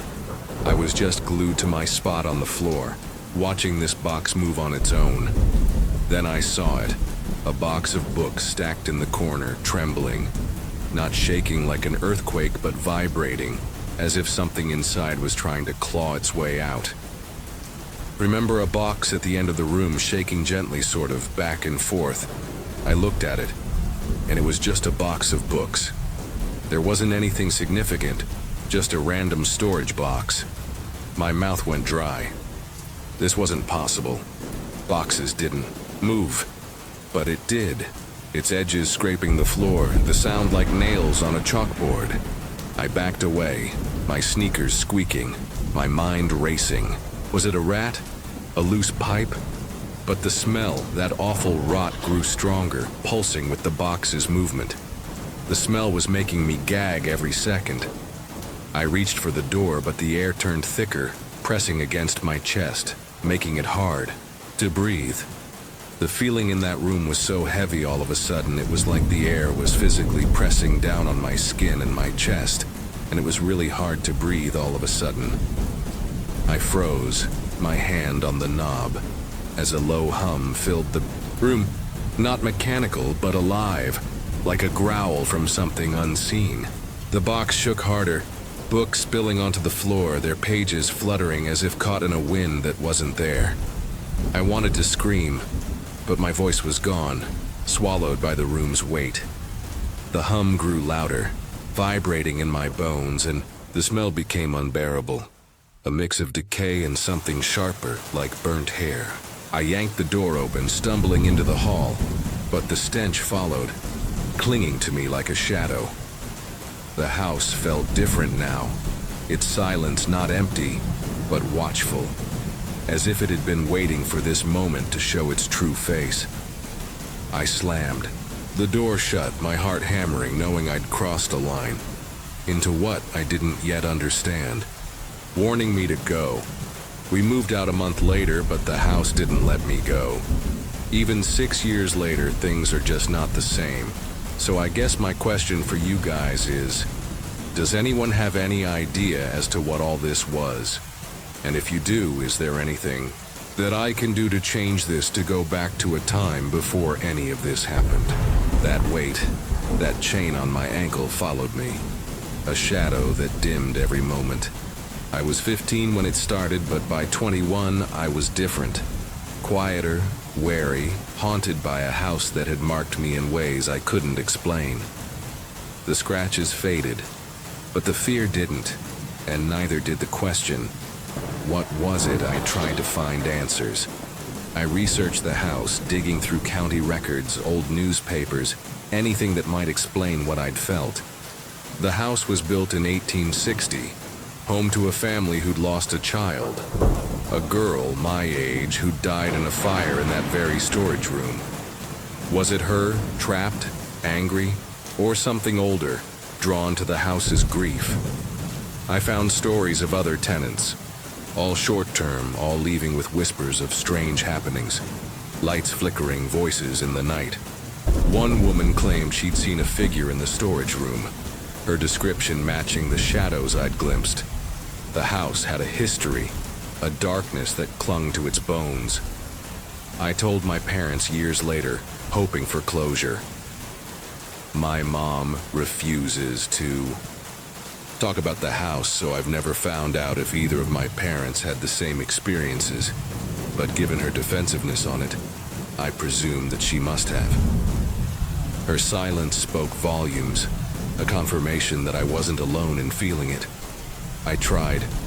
Therapy, journaling, even a cleansing ritual a friend suggested. Sage, salt, prayers.